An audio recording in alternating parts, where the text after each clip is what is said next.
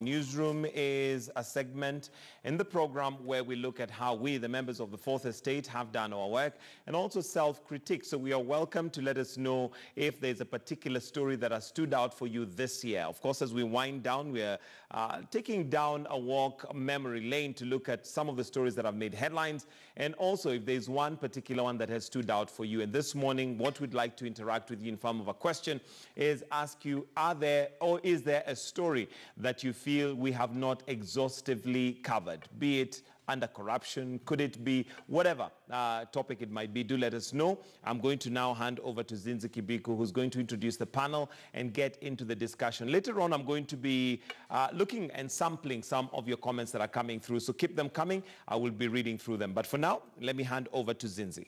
All right, thank you so much, Michael. Before I introduce my panel this morning, as you can see, let me sort of set the stage for our viewers at home. President Uhuru Kenyatta has sort of a love-hate relationship with the media. And earlier on this year, to be specific, around January 30th, we saw the shutdown of media of Kenya's top major media houses, KTN News, as well as NTV and Citizen TV, and the Kikuyu language Inoro TV being shut down after they broadcasted the live event of the swearing-in of opposition leader Raila Odinga. There's one article in the Daily Nation when this was happening, and the article said, "Never have things sunk so low." That was one headline on the Daily Nation during that time. And if you're on social media, I'm sure you saw the conversation that was happening at that time using the hashtag Media Shutdown KE. This has got to be one of the biggest things in terms of our media highlights that happened in the course of the year, amongst others that we'll get into. And we will still be taking a look at an international platform, because we cannot we cannot finish this conversation without highlighting Jamal Khashoggi or Donald Trump's love. In this case, there's no love, just hate relationship with media. So allow me to introduce my panel this morning. Seated closer to me, BBC reporter Ferdinand Omondi. At the center, Caroline Kimutai. She's the managing editor at Standard Digital. On my far left, I have Victor Bwire. He's the programs manager at the Media Council of Kenya. Ladies and gentlemen, it's so good to have you with us this morning. Let me begin by just asking, and Victor, I'll begin with you. Internationally, locally, what has been your biggest story or your biggest highlight for this year? Thank you. The colleagues have worked so well, and there are quite a number of good, impactful, and what we call constructive journalism that has happened, which we associate with, and we are proud that our colleagues have worked so hard. I mean, starting with, for example, the issue of the health system, the health status in the country. A number of you colleagues have focused on a number of counties, and the countries that are doing well towards the universal health care, where the challenges we are facing. We have seen Makueni so many times and what they are trying to do, and other counties. And to me, those are stories that are inspiring, that despite all other things, that journalists are focusing on key issues that affect Kenyans. So healthcare has been a major story. The issue of water, again, quite a number when there were these shortages of water all over. People went up to the Ndakaini Dam just to find out what is it that's happening that we are not getting water. So, and that had a lot of effect in terms of the laws that were made. Remember when the counties like Moranga and the rest were trying to bring chaos around demarcating water and wanting to charge other counties, and people went back and looked at the laws and what it says about natural resources, and that debate obviously dried up. So to me, that's good stories that help people focus on key things that affect Kenyans. Education-wise, people have talked until just 2 days ago, when people said the country was not ready for the new curriculum. And those are stories that have relooked and looked in Standard, Agustin Oduor, in Nation, Uma Wanzala have written about those things, the challenges about that curriculum, while we want to change. But there were things that people raised. I mean, Dr. Njoya was hosted here many times, and press pass, people just raising. And sure, people have noticed that the curriculum had gaps that we couldn't just move. And to me, I see, I mean, that's partially the contribution of media, having looked at our education sector. I mean, so to me, where I see it, where I stand, I am proud that our colleagues have continued to focus on things. I mean, look at the corruption stories, for example, irrespective of the challenges here and there, but there has been focus. And out of the stories, including other agencies, obviously, but the focus on the mega alleged corruption scandal have seen. I can't tell you I work in a public institution, and it's not a joke that on Fridays CEOs disappear. It's true. I mean, colleagues, because you are not so sure, it's not. I mean, we work with the colleagues like when they said all the head of procurement and finance in public institutions go home. Right. I mean, they went home, and it's not that they're guilty. But that in itself, of course, and nowadays you go to with a document in anybody's office, somebody wants to check twice. It's not like it was before. So to me, I'm happy. Caroline, can we type perhaps for you the most memorable highlight for the year 2018? I think for me the most memorable highlight has been watching President Donald Trump taking on the media with this whole issue of fake news and calling media the enemy of the people, which is quite disappointing and very concerning in terms of the practice of journalism, because you cannot just come up and start calling people fake because they call you out on things that are not correct and things that are going wrong. So that has really concerned me, because now we see that extension also coming into Kenya, where now everybody is calling media, if not fake news, Githeri media. Right.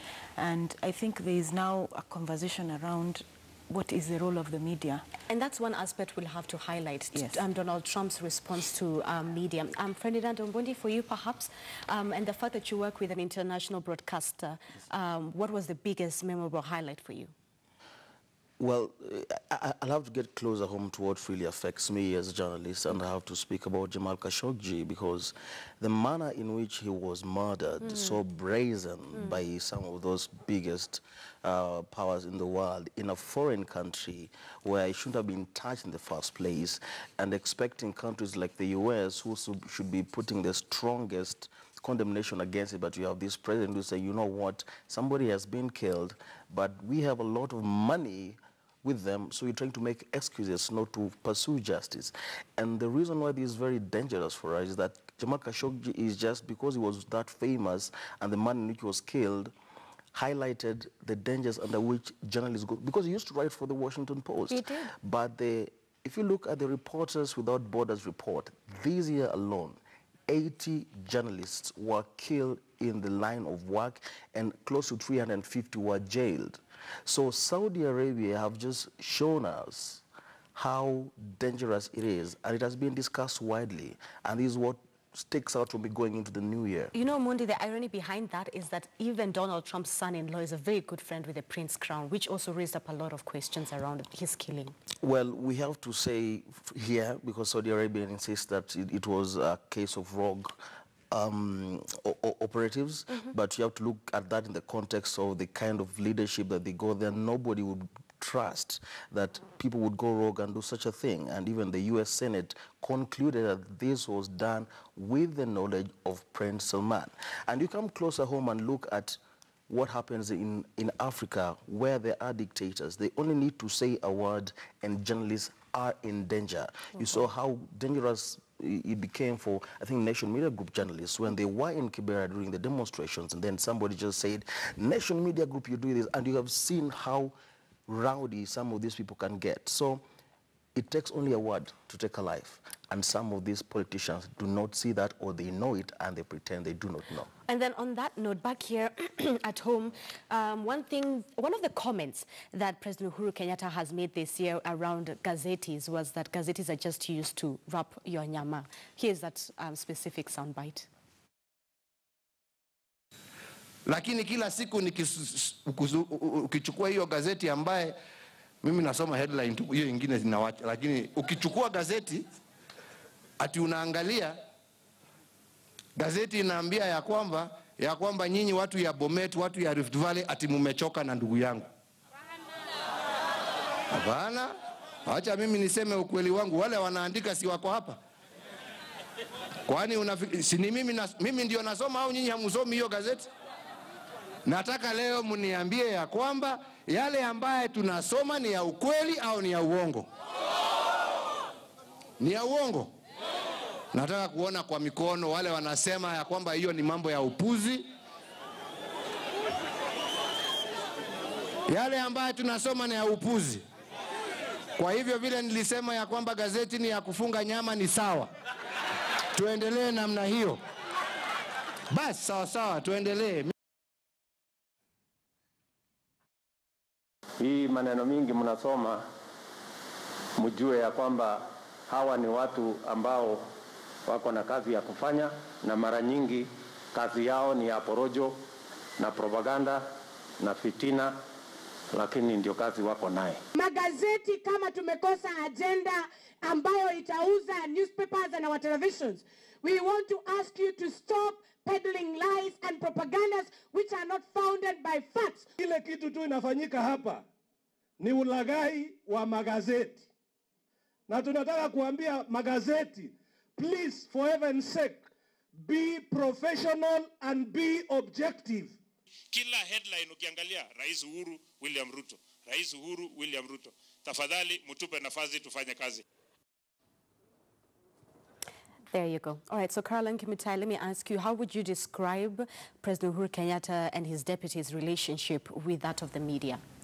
That is expected. Remember, media is supposed to keep the president in check. Mm-hmm. And when we are not, making him happy, he's of course going to lash out at us. But that said, I think we have tried also to give credit where it's due and talk about the issues of corruption, discuss the issues of education, discuss the issues of development, his big four agenda we have. And there have also been forums where we have discussed that as a company media house using our forums. So media provides a place where we discuss what the presidency we expect of the presidency. Mm-hmm. And when, of course, we get too close for comfort, he is going to, get back. The same way you're seeing Donald Trump, when he's asked to clarify the issue of immigrants and he attacks the invasion, right? And he's asked by a journalist, Jim Acosta, to explain, is it really an invasion? And if it is, it's a security threat. And he throws out a journalist. So, you can imagine what that means. Victor, despite the year that we've had, and coming from 2017, a political year, and into 2018, because that fever sort of spilled over into the new year, has media freedom in Kenya improved, generally speaking, even given our history? According to official statistics, it's not improving. It's not improving. It's not improving, and cases are there to show. While we have one of the most progressive, obviously, laws in the Constitution, Article 33, 34, 35, very nice. For the first time, we have press freedom put in our Constitution. But the practice is different. That, like colleagues are raising, when we still have nearly 13 laws in our Constitution that still have negative implication for the three articles that were introduced. Right. So look, for example, the Books and Newspaper Act, 1976. What does it require of newspapers to do? That every day before you release a newspaper, you are supposed to take it to the AG for approval. So none of our newspapers does that. So if the AG wanted to implement that law, then none of our newspapers will be in the streets. And we have nearly 100 newspapers. So under the Books and Newspaper Act, that law can be used anytime. And we'll be also talking about the cyber law, which has been a big question throughout this year. Yes, and look at the number of journalists that have been attacked. Right, even locally in Kenya. Locally, almost we are receiving a case almost every single day of a journalist either attacked at the county level, gangs, and the rest. That already tells you the environment for journalists working is becoming worse and worse every day. Look at the Reporters Without Borders report that has just come out. Kenya has gone down, even globally. And we see it, obviously. If you look at those public statements, that tells you the perception people have about the industry. And one such strong statement comes from the leadership of the country. Then obviously that's how their followers will treat journalists. Right. And that's why you are seeing the environment for working journalists in Kenya becomes a problem. Remember, the same leaders who are also the same businessmen who own some of these media houses, if that's the perception that journalism is just a weird profession, then it relates even in how they pay or not pay journalists. Because the same guys own banks, they pay the best salaries. They own other businesses. But when they come to their media houses, which they own, it changes. They don't pay because that's... so which makes journalism, the operating environment become challenging. Omondi, you said 80 journalists this year were killed. Yes. About 300 or 350 were jailed. Yeah. How can we go about to protect journalists? What more can we do? That's a tough question. I think the simplest answer and the most difficult answer to implement is to let the journalists do their work. We do not cook the stories that happen here. When the Slovak journalist was shot with his fiancée, was simply covering matters of tax evasion in this country. When the other Malta journalist was murdered, she was investigating something that to do with people in high places in government. At the time when President Uhuru Kenyatta was saying that our newspapers are used to wrap meat, you have to look at the context of the stresses he was undergoing at that time. The doctors were on strike. His deputy president was facing corruption charges. The whole government was in a big mess, and media kept harping on about it. And when the opposition made the loudest noise about it, the headlines came out and was being held to account because at that time he was seeking a rerun, and he saw media as the enemy trying to prevent him from getting a second term. So you have to understand these politicians that sometimes they look at this thing and say, why are you attacking me? We're not attacking you. We are attacking the bad things that you do. And in the Kenyan context now, in order to stop them, and this is why talk can be dangerous when they say that, you find now the ministers and so on activating laws or trying to initiate laws to stop journalists from doing their work under the guise of trying to maintain law and order. You'll call it information communication, you'll call it Cyber Crimes Act, but they'll put in clauses that will make sure that if a journalist says something that a politician is not happy with, you get jailed or get fined so hard that you cannot do your job anymore. Right. And speaking of protecting journalists, just to give you a few of the examples of even our own local journalists who have had it pretty rough during this year, during the shutdown of the specific media houses that I mentioned earlier. When Miguna was coming back into the country, quite a number of journalists that you even saw yourselves were harassed. And now during that specific time, Linus Kaikai, the chairman of the Editors Guild, alongside his then NTV colleagues Larry Mardo and Ken Mijunga, had to spend the night within their own offices to sort of protect themselves from intent arrest. But even here in KTN, our very own Sophia Wanuna and our cameraman Bonnie Kerere were a clear example of the harassment that they had to go through at the Jomo Kenyatta International Airport while trying to cover that specific story. Robert Kishira, a cameraman with NTV, he was clobbered and he had sustained deep wounds. Citizen TV reporter Stephen Leto was also beaten. He had to be admitted to hospital due to abdominal pains. Caroline Kimitai, during that time, there was a lot of politics going on. We were barred from covering this swearing in of opposition leader Raila Odinga. Miguna was coming back into the country. Was it wrong for us? Because even during that time, the whole conversation was, yes, perhaps shutting down the media was wrong, but was it also wrong of us to cover an event that at that time was being described as treason? I don't think so, because it was a national public interest kind of event. And in Kenya, you know, we are very, very interested in politics. So I didn't see any wrongdoing in terms of how the media covered or what we covered. And even if they shut down the television broadcasters, there were other platforms that broadcast the swearing in on that particular day in March, I remember. And international media was here covering. So what was the big deal about it? That said, I noticed a very interesting trend, because if you look at the data that we have, and we are going to discuss that later, that during that time, and I think it will be one of the most watched events on Facebook, the swearing in of Raila Odinga.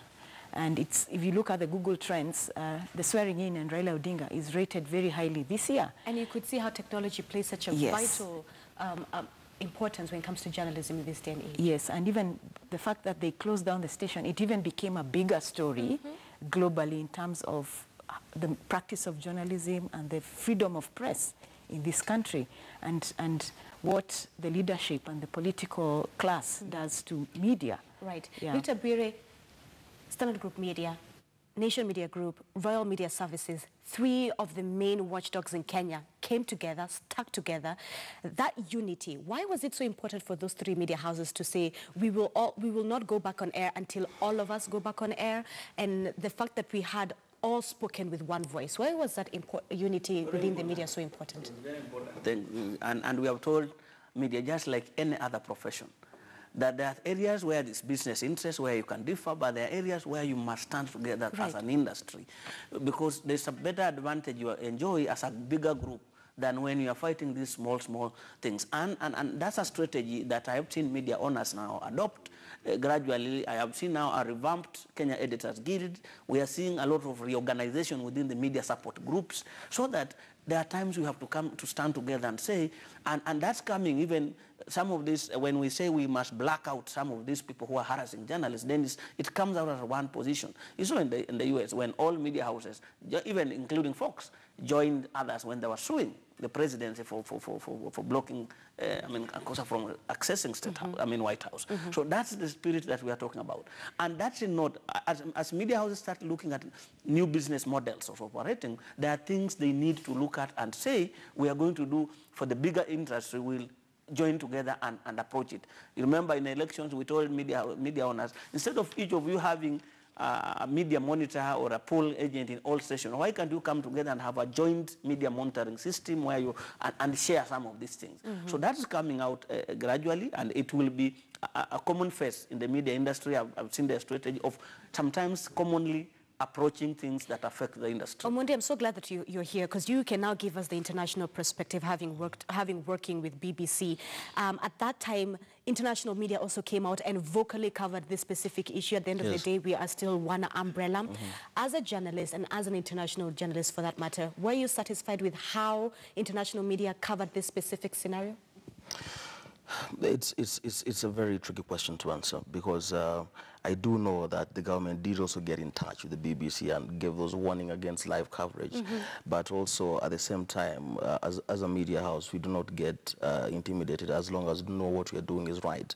But also you have to weigh some of these things against the threat against the media house and against the journalists that go in there. So we did give the coverage that it deserved, and we gave the context. And as an international media house, now we take a back seat and look at what is happening, why are they being shut down. I remember interviewing people from KTN, interviewed the then managing editor of Nation Media Group, who was also the chairman of the Editors Guild, and also looked at the intricacies that brought about by the shutdown, because I do remember Linus Kakai piecing a letter in huge defense of the Guild, and then the deputy also writing something that was completely opposite, and that was a bit confusing. So you have to bring all this into context. So in terms of media houses, international, I think they did their job in trying to take a step back and saying, oh, this is happening to Kenya, what exactly is right, what is wrong, and we do put in the experts and give context. So we don't take a stand, but we tell it as it is. And in this case, the government was wrong. It was wrong to do that, because there was no law that they were using to do whatever it is they did.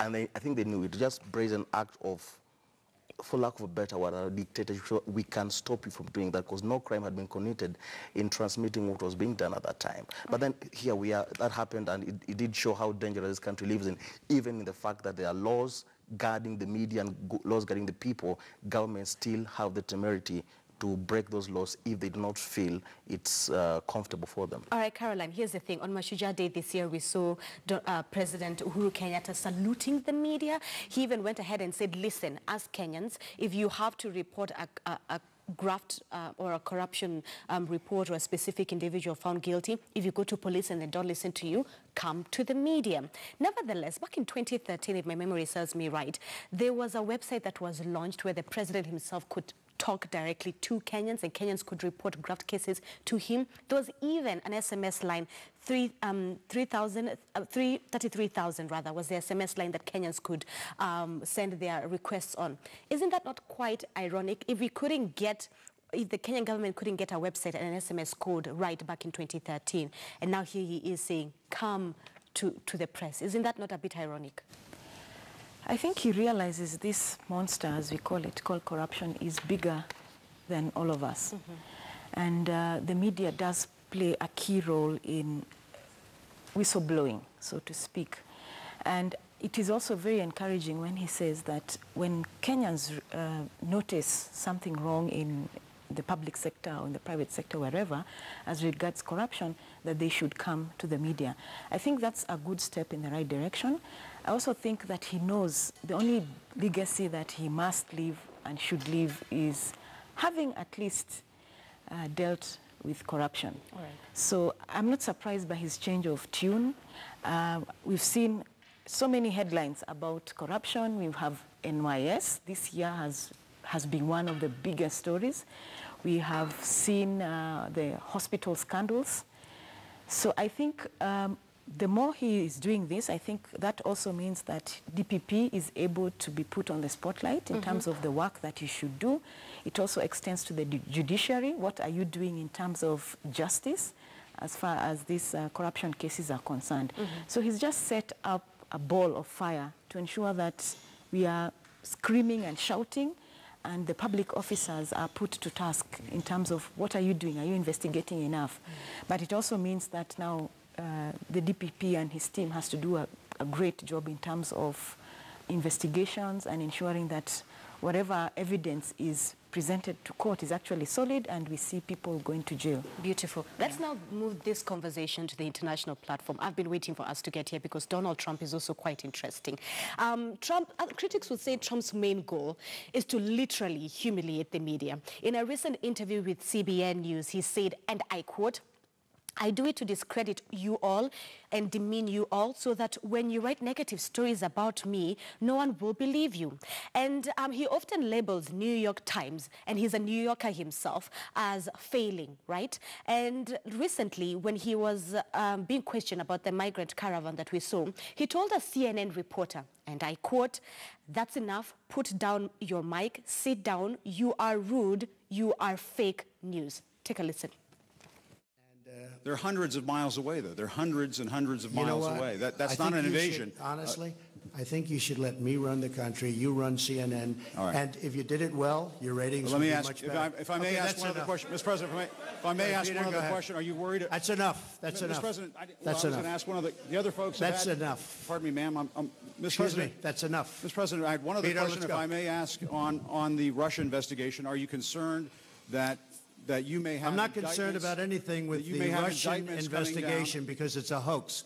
That's enough. Put down the mic. Mr. President, are you worried about indictments coming down in this investigation? Mr. President. I'll tell you what, CNN should be ashamed of itself having you working for them. You are a rude, terrible person. You shouldn't be working for CNN. Go ahead. I think that's unfair. You're a very rude person. The way you treat Sarah Huckabee is horrible. And the way you treat other people are horrible. You shouldn't treat people that way. Go ahead. Go ahead, Peter. Go ahead. In Jim's defense, I've traveled with him and watched him. He's a diligent reporter who busts his butt. Well, I'm not like a big the rest fan of of yours either, so I understand. To be honest. So let me ask you a question if I can. You repeatedly said... You aren't the best. Mr. President, you repeatedly, over the course of the... Okay, just sit down, please. Well, when you report fake news, when you report fake news, which CNN does a lot, you are the enemy of the people. Go ahead. Mr. President, over the course... Oh, boy. All right. That was Donald Trump. Just to add the cherry on top, I love how he paces up and about. Nevertheless, Victor Bire, there's this saying that says, when America sneezes, the rest of the world catches a cold. And Caroline Kimutai put it so well. When you have Donald Trump, president of the free world, treating media like that, it sends a global message to other presidents, especially back here in Africa, about how we should go about treating media, the fourth estate, the watchdog of a society. Thank you. I think it's horrible, obviously, and unwelcome, and to treat any other professional person in that manner. And if the intention is to humiliate, as he says, then it misses the whole thing.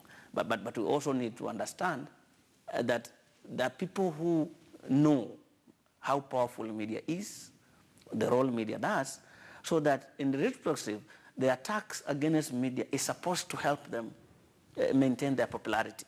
That is the person who, because generally people understand media as an all-powerful institution. So if you want to project yourself as this person who attacks and fights media, then it earns you some mileage, bonga points elsewhere. Then that was Trump does. And he has consistently portrayed that attitude towards journalists. And that has not, so the good thing that it hasn't stopped the New York Times, the Washington, from doing their job. that journalists, if we expected people to praise you and do what, then you are in the wrong profession. You know, so that, to me, is very good. And like you are saying, right. I'm just reading a tweet from Uganda. And yesterday, one journalist is called Sabati Joseph, was actually stopped from going to Entebbe State House for the presidential press briefing. And he was asked by the security guys, "Are you Joseph?" "Yes." "We have been told not that you are not allowed in." And this journalist has also been very consistent in the way he has been asking questions and handling Museveni wherever there is. In Tanzania, I know there's a journalist, because of his consistency, has gone missing for quite some time, has never been found. So the attacks against, the profiling journalists as the people who are not patriotic. You know, people go back, like Trump, to the issue of patriotism, but the journalists are more patriotic. If they can raise issues about corruption, about things going wrong, they are more patriotic. You know what I love, Victor, is that just the same unity we saw here in Kenya on the international platform. We saw the same thing after the CNN reporter was told the same thing. New York Times, Washington, ABC News came out and stood and said, we stand with CNN, and they believe that this specific reporter should be allowed entry back into the White House. Ferdinand Ombodi, how difficult is it? And I'm sure right now being a White House journalist in America is not the easiest job, but how, just describe to us and our viewers how difficult it becomes to tell a story in this scenario. Someone like even Jamal Khashoggi, who was questioning the current government in Saudi. How do you go about to tell a well-documented story that people deserve the right to know, but then again, your own life is at risk? In this case, for that CNN reporter, that was quite embarrassing. When the state doesn't like something, well, there's this saying, I don't know quite exactly how it goes, but it's something in the lines of, if you want to kill a dog, first of all, you have to accuse it of having rabies, and then that dog is not in society. Donald Trump has this support base that believes in him through and through, a very conservative American side that the world wasn't even aware of. Remember that the media had already suggested that Donald Trump himself was not going to win the election. So he comes here with a very smug attitude, first of all, and then he realizes that there's so many things that he needed to answer to: Russia, his businesses, and so on. He's very out-of-the-box kind of president. And so that I do not answer any question, let me just call you fake news. He has single-handedly brought fake news to the forefront of world discussion. Now, fake news is one of the most dangerous terms you can use, and also even a threat to media. But now, there's two types of fake news. That original fake news, which is deliberate false information aimed at misleading the audience. And then there's a Donald Trump fake news, which is essentially news you do not like, but do not want to answer to, and therefore you label it fake news. And it's streaming down. You saw how much Githeri media has been labeled here. You see how much anything that is said, you just dismissed, and no money was lost. And then the support base will come to you. And let me bring you closer home when it comes to covering politicians or aspects that politicians don't like. It happened to me this year. I was detained in Uganda because of Bobi Wine when he had been beaten and sent to the US, and then we needed to know how to cover his return back home, and we knew that in Uganda accessing would be difficult. So as the BBC, we knew that it was going to pass through Kenya, and we needed to interview him. So with the use of mobile phone, this is where digital journalism comes in. You take a mobile phone. I went to the airport, I took photos of him, I interviewed him, and before I boarded the plane, I sent everything to the BBC, and we had that story. But as soon as I landed in the airport, I was picked out from the passengers, okay? And I spent 5 hours in detention getting questioned about my intentions, what I was doing in Uganda, why we were interviewing Bobi Wine, my relationship with him, and this is just a politician who is fighting for the rest of the people. And so far, even the Ugandan law hasn't committed a crime for which he has been convicted. But since the government sees him as a threat, then anybody who seems to give him coverage is also a threat. The last thing I can tell you about the dangers of government, recently you also did another investigative piece about Burundi, which recently held his election. They have this president who looks very affable and calls himself a man of God and so on and so forth. But now BBC investigation has shown that they appear to have a torture chamber where they are silently killing people. And once we broadcast that and it went viral, the state condemned the BBC and called for demonstrations. So you have Burundians demonstrating, but a media house going to ask you, why are you demonstrating? They do not know. They just know that the government says BBC is bad. So that is where we are at the moment. Wow. And isn't that's worrying? And isn't it not painfully hilarious that the only media houses that is not labeled as fake news because they do not question Donald Trump is that of Fox News, which rumor has it he also owns a piece of it? Fox Fox is Republican. Fox have taken a stand since history. We are Republican. They don't even hide it. Okay. And that's the beauty of sometimes when I hear some statements about media. Some of the politicians and political parties are the same people who have substantial interests in media and own a big number of media. So if it is fake and whatever you call it, why own it? Mm-hmm. So to me, that also gives journalists the impetus to work hard, that we work in an institution that people respect, while outside they will say they will want to show that they hate us. But in essence, because somebody says, Gazeti si mzuri, headline mbaya, but why did he read it in the first place? Wow. Which means they follow it, which means they listen to it. So that gives us the hope that this profession is good. People should just tighten, do their work. All right. Before Caroline Kimutai, managing editor for Standard Digital, takes us through some of the top stories that were a big phenomenon online, the articles that Kenyans read and why there was of such interest. Just a closing remark in terms of the international aspect when it comes to media. Times Magazine this year, its dedication to the journalists was termed as the Guardians. And one of the key people that was there was Jamal Khashoggi. So this year's Times Magazine, the dedication for journalists was termed the Guardians. Now, Caroline Kimutai, as managing editor for Standard Digital, you are at the forefront with your team, seeing the stories that Kenyans click on, the ones that garner a lot of attention throughout the year. Talk to us about that. Perhaps we can start locally. I want to believe because of Google search, which we just had this conversation yesterday, the likes of Sharon Otieno, Miguna, Jackie Maribe, Kanzedena, Babu Owino were one of the many or the few profiles individuals that Kenyans were looking up online. Yeah. Just highlight that for us. For obviously reasons, they made news this year. Mm-hmm. We had Miguna and the issue of I am not boarding, which became a phrase of anything that you're being asked, I'm not boarding. We had the World Cup also, it's one of the most watched soccer events in the world, which was one of the biggest trends. And the royal wedding? Yes, the royal wedding, we saw that. It was such a big deal. Even here, we saw people paying to go and watch the royal wedding. So we had very interesting stories, but what stood out for me and is quite close to my heart is this child who walked for kilometers to go to school. It's one of the most read stories. I think we're going to get to that. It was one of the best human interest stories. We had the death of S.K. Masharia's son, and which shows you in terms of eyewitnesses, these photos that were used in media were actually taken by people passing by and taking photos. The power of social media and the power of the phone. Yeah, Omondi clearly put it right for us. The power of the phone. And of course the launch of the new currency, a lot of conversations around it. The BBC did a piece and everyone else discussed it. And you know, these stories now are more international than local. We see a lot of discussions. I remember BBC was saying that faces have been replaced by animals. Touche! Touche, Omondi. People are saying nicely done. Sometimes you see with social media, you just play with the headlines and that is how it travels. So, and that is a challenge I would like to give to digital media journalists. It's just about finding ways to make your headlines attractive. Nowadays, it's just about 5 things you don't know about Kimutai. Number 3 will shock you. And then if number 3 doesn't shock you at all, but that tends to switch off people. It will drive traffic to you. So you have to try and manage the content in a way that is still attractive. Even if you want to make the headlines attractive, it's just the simplest of words, and then we were surprised also. We saw it and said, that's one way to look at it. But I mean, it gets very interesting now when these things go online. Caroline, one of the other things is Governor Anne Waiguru dancing. That caught a lot of people's attention. Yes, yes.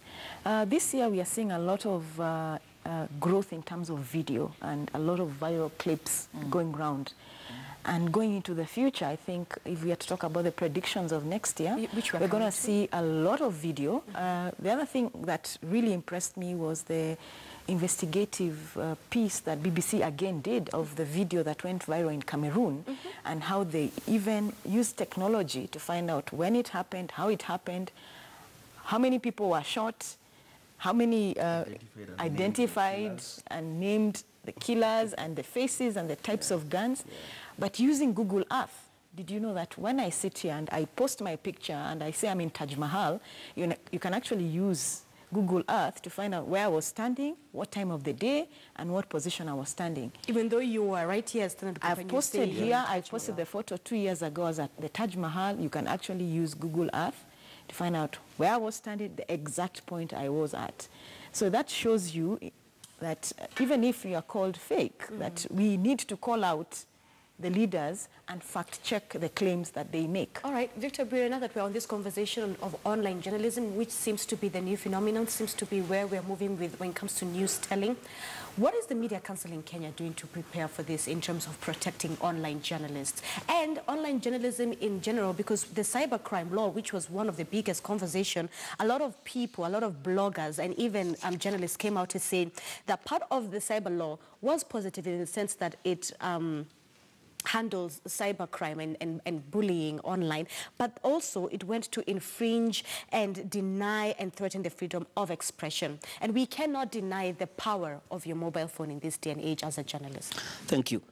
Professionalism applies online and offline. So whether you are an online journalist or offline, professional ethics stand. So to us as a Media Council, that's very clear to us. And obviously, media has reacted. For the first time, Standard Media now has an ME digital. I mean, that was not there. That tells you that the industry is responding to that. That's where we are going. Nation has Churchill Otieno, Royal Media has Star has Oliver Madenge. That tells you that media is investing. In fact, the online desks are now growing more than even the offline desks. That tells you that media has responded. And two, the recruitment now is that people are recruiting people who are purely now going for online digital. And what that means is that we must also reinvent our training, and approach and reshaping of our journalists that we employ, because some of the people who will work online are not necessarily trained. But at the council, journalism is journalism. Media Council does not deal with bloggers, but we deal with journalists who blog. I mean, once you are a journalist, because we accredit journalists not because of the channel you work for, but that's a journalist. Whether you go to work as a blogger, whether you go, that's not. So what we are encouraging is that people who have that journalism must come and be accredited. Once you are accredited, then you enjoy the benefits of belonging to a professional group that you have accredited. Obviously, the computer, cybercrime had issues, but also that comes out that many of us in the media industry rarely look at laws when they are being made that would eventually affect us. Because some of those sections in that act were in the previous Security Amendment Act 2014. They were rejected. They were put in another law, Miscellaneous Act. They were rejected. Then they were reintroduced through the Terrorism Act 2012. So it's the same thing. So it took some time before the bloggers noticed that the same pieces of law that seem to criminalize online, that they went to court, and again courts declared them null and void. All right, because I need to rope in Michael into the conversation. 30 seconds each, perhaps the trends that you are foreseeing in terms of journalism and media for the new year 2019. 30 seconds. Journalism has a bright future, a huge one. We just need to reorient the business approach and enhance our professionalism. But the market is there. Caroline Kimutai? I see media housing doing more of convergence and using multiple platform to storytell, from print, TV, digital. So if you are talking about corruption, you'll see it now more beautifully rendered across platforms. I love how nowadays I scroll on my Instagram and I find stories of corruption. Yes. Because that's the beauty of technology and social media. Yes. Ferdinand Omondi? The future is digital media. So for all upcoming journalists, please make sure you know how to use my mobile phone to transmit news. And the normal TV and radio is shrinking. So people, the first thing they look at is their phone. We need to know how to tell the stories that will go to Facebook, Instagram, YouTube, and even Snapchat to reach them the kind of news that they can understand with the short attention span that they have. Thank you so much, ladies and gentlemen. I think one of the things that perhaps we can get right when it comes to media houses is how we tell sports stories outside of Kenya, like the World Cup and the Olympics. We've been called out for how we cover that. We don't really give it a lot of... Sports journalism is the worst in this country. That one I can tell you for free. And we have tried to reach out. I mean, I'll tell you for free. It's true. We have utilize that section of, yes, I teach sports journalism in a university, and I tell you, I was a sports journalist when I started journalism, and it's an area that we need to pull up our socks big time. Yes, it's one of the things that brings us so much pride as a nation. Yes, but where we really do bad, even a Kenyan store we pick from online.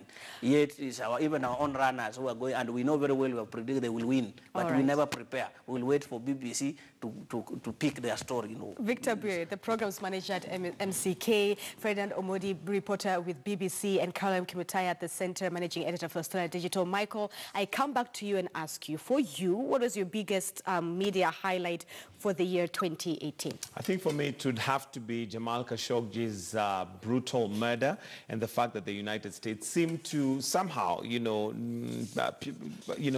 not want to come out clean.